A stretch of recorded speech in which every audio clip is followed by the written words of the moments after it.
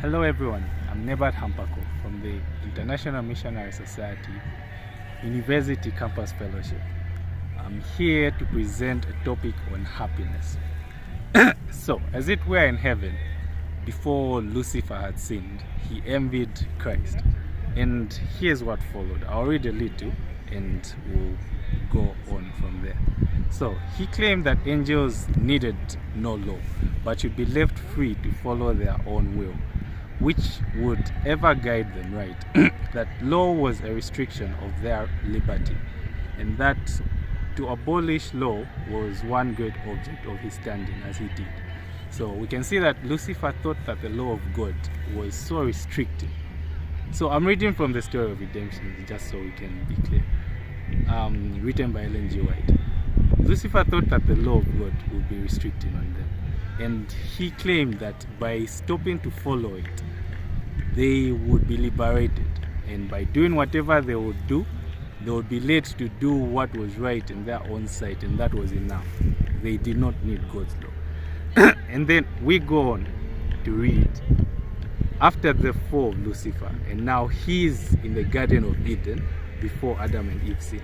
It says, it's the same story of redemption as we follow on to chapter 2. It says, Satan stood in amazement at his new condition. His happiness was gone.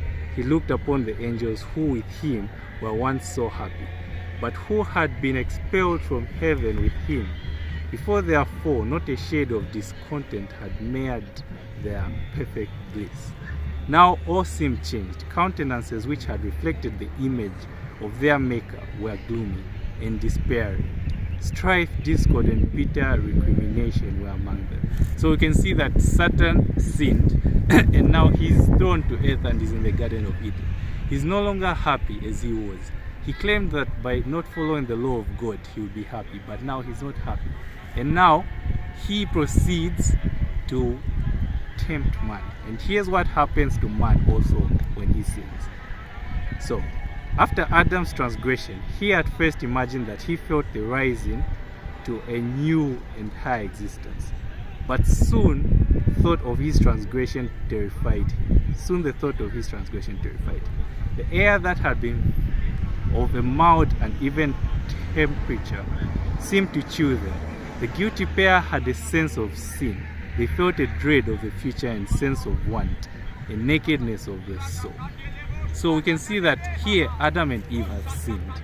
They also now feel that something is missing in their lives. It seems to be that by disobeying the law of God, we're liberating ourselves. But in actual sense, what we do is we do things that lead to our own unhappiness. And the only way in which we can find happiness is to go back to the old ways.